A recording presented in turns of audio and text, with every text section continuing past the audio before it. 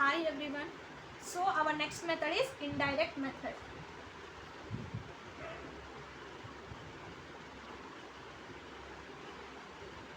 This method is adopted when the slope of the ground surface is uniform and the stepping method is not suitable. When we are using this indirect method, whenever the slope of ground is uniform, whenever the slope of the ground surface is uniform and stepping method is not suitable.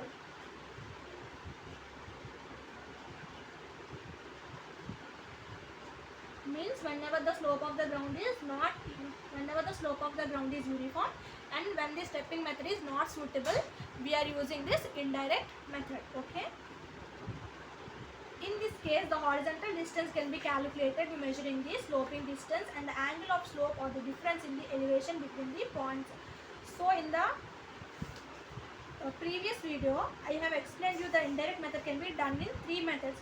First is by measuring the angle of slope with the clinometer, and second is by measuring the difference in level with a leveling instrument, and third is by applying the hypotenuse allowance. So first method I am going to explain, that is by measuring angle of slope with clinometer. Measuring the angle of slope with clinometer. So this is the image of the clinometer. You can see here there are some the clinometer just look like a hemisphere. Okay, in this the readings are given in degrees. This center line is known as trend line and this line is known as line of sight, and the plumb bob is attached in the downward direction. So this is the figure of the clinometer. So before going to the procedure, just we have to know something about clinometer. So what is clinometer? The slopes of the line can be measured with the help of the clinometer.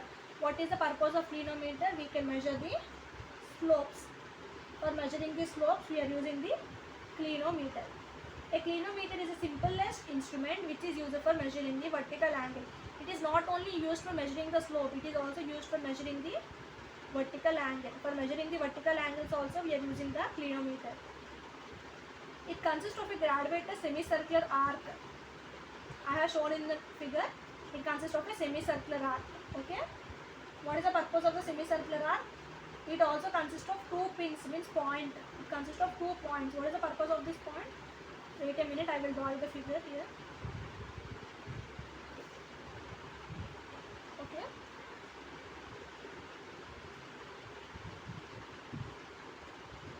Point. This is one. Okay.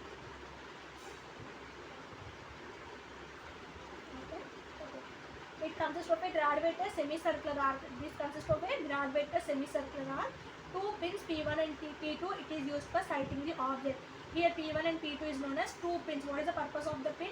It is used for sighting some object, and the plumb bob is suspended from the middle of the circular arc with a thread with the line of sight is horizontal. What is the line of sight here? This is known as a line of sight. By keeping the line of sight horizontal, the plumb bob is suspended from the middle of the semicircular arc. When the line of sight is tilted up or down, the thread remains vertical but passes through a graduation on the arc which gives the angle of the slope.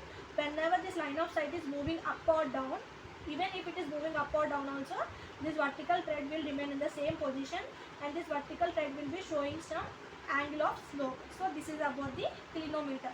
Now we are going into procedure. How to measure the angle by using the clinometer. What is the procedure? First of all, I am drawing the diagram.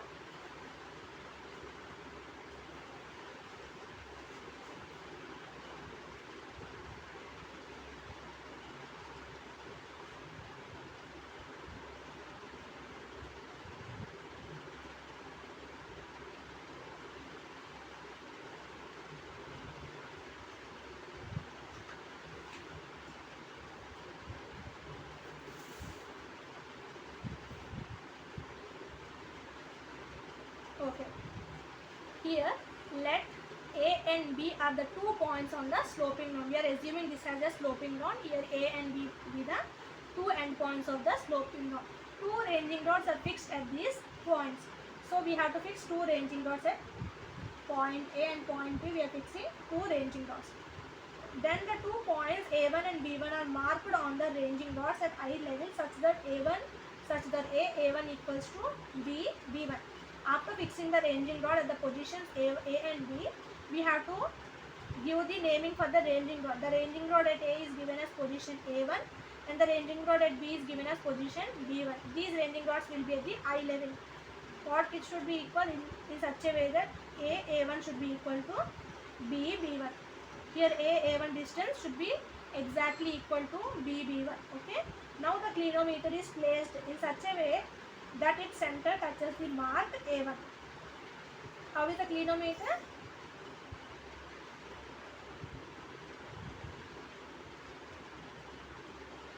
Here the clinometer is kept. Okay. What is the purpose of clinometer? It is used for measuring the slope. Slope means angle. Now we are keeping the clinometer in such a way such that the center of the clinometer will touches the point at A1. Okay. Now the clinometer is tilted gradually until the points P1 and P2 and B1 are in the same straight line. Now we have to move the clinometer. How much time we have to move the clinometer? Until the points P1, P2 and B1 are in the same straight line.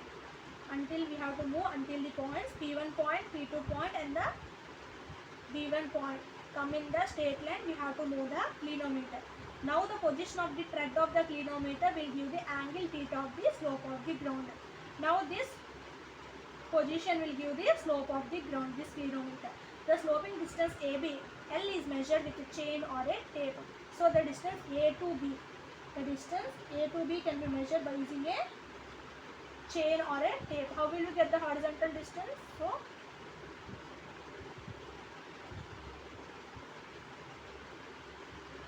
horizontal distance